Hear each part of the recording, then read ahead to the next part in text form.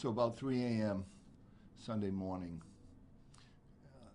there was 3 men coming out of an after-hours illegal club. They were walking on Elmwood Avenue near Potter's when they were approached by 4 men. A physical altercation started immediately, and then one of the men with the 4 group pulled out a gun and shot 2 of the individuals that were with the 3-person group. One of them was seriously wounded, and we believe that he passed away at the scene, although he was taken around hospital after. The second one was also seriously wounded, and he was run into surgery at Rhode Island Hospital and has survived. So right now we have been all weekend gathering information, searching the area. As I know, many of you have seen us up there. And detectives are working hard on this case, and hopefully we'll have an outcome with an arrest shortly. Are there any details you can provide on that club, the nature of the club?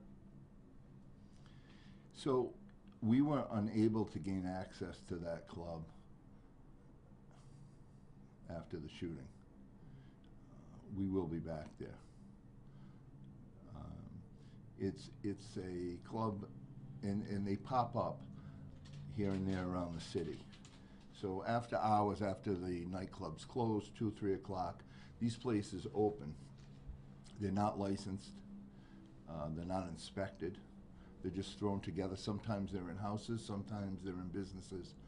And it's where people gather, and they have a bar, just like you know, most of them, like a regular club, and they serve drinks till, you know, the early morning hours. Usually, will the patrol people work in the area when they see a lot of cars gathered around the house, you know, then, you know, that'll tip them off that this may be going on there. And this one was inside of a home? No, this one was, we believe that this one was in the basement at the building located at Elmwood and Potter's Avenue. Do you have an exact address for that? I don't, but I will get it to you. So, and you also have to be careful, because there are people who have private parties at their house that they're, of course, you know, more than welcome to have.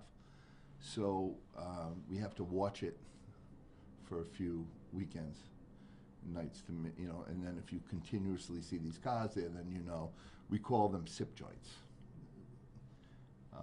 Then you know you have one on your post, and usually the patrol people and licensed people will take care of it. Is there? Do you know why the 2 groups immediately became, you know, violent towards each other, or if they knew each other? No. We don't know. Either way, we've talked to people, and you don't know when you're talking to people, you know, you're getting different sides and different stories. So you have to really listen to everybody, and then at the end put everything together and draw conclusions from that. So. Has there been any effort to crack down on these sip joints? I mean, I know within the past year there was another shooting at a sip joint also in Providence. Just any effort by police to... Yes, oh yeah, we shut them down all the time. But they just pop up, you know, it's just one of those things. And it could be sometimes, you know, friends are gathering at a place, and next thing you know, there's more friends, and then they think, hey, you know what, we can sell liquor here and make some money, and that's what happens. So. Any people in either group had a past criminal history or were known to the department at all? We're checking that now. We don't know. We have not identified anyone in the group of 4 that were the shooters or at least one shooter out of that 4.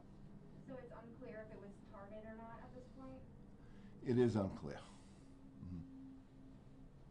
We have a way to go, although we are making progress, and we have put in a lot of hours already. We still have a way to go on this. Where were the 2 men shot, their bullet wounds?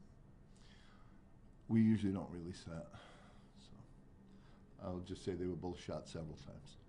The one who was in the hospital and had surgery, is he still in the hospital? He is. Anything you can say about a threat to the public knowing this may or may not have been targeted? Well, again, it's 3 o'clock in the morning, coming out of a unlicensed club. It's things like that happen when it's early morning hours, when alcohol's involved. If it's not targeted, if it is targeted, then that's the reason there. So anything else? Can you speak a little bit to how common SIP joints are here? Does Providence have more of them than perhaps other cities, or is this kind of a unilaterally common thing?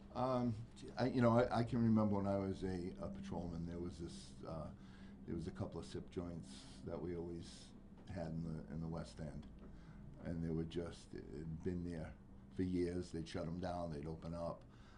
It does happen. Probably all cities do have them. Some of them are on a fine line, so it's very tricky. You got to make sure that when we go in, that they are selling alcohol, as compared to people have rights to have a party in their house. As long as if it's not loud, if you're not disturbing the neighbors, you can have people over whatever hour it is. So they're not easy to shut down, but we have shut down many of them over the years, and we'll continue to do so. But what differentiates them from a party just happening is the actual sale of alcohol? Correct. Okay. Either the sale or a fee to get in, but usually what they do is they sell. Anything you can say about last year's homicide and gun violence increase versus, this year heading into 2022, having the first homicide within the first couple weeks here? Well, like I said, and I've said it before many times, there's just a lot of guns on the street, and we're taking many of them off. We have a system here. When we make arrests, a lot of times what happens is the officers in charge will put out emails to the command staff. So I know every time a gun's taken off the street at, usually, within an hour after, and my phone is going off all night with gun arrests.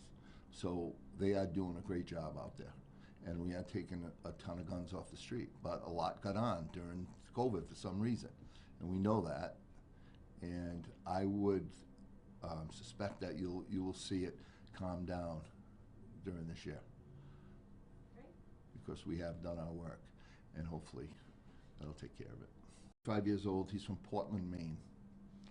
His first name is B, as in boy, I-N-I-A-M. Last name is T-S-E-G-A-I.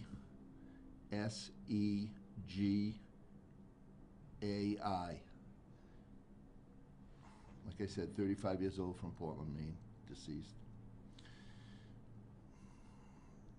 The injured party, his name is M-E-R-H-A-W-I. Last name is B-E-R-H-E. He's 28 years old, and he's from Cambridge, Mass. Do we know what brought both of them here? I mean, Portland, Maine, that's a long drive. Yeah. So again, like I mentioned before, you hear certain things, okay, we were here for nightclubs, or we were here for this or that, and then we have to put it together at the end. So are we certain what brought them here? No, not yet, but we're working on it.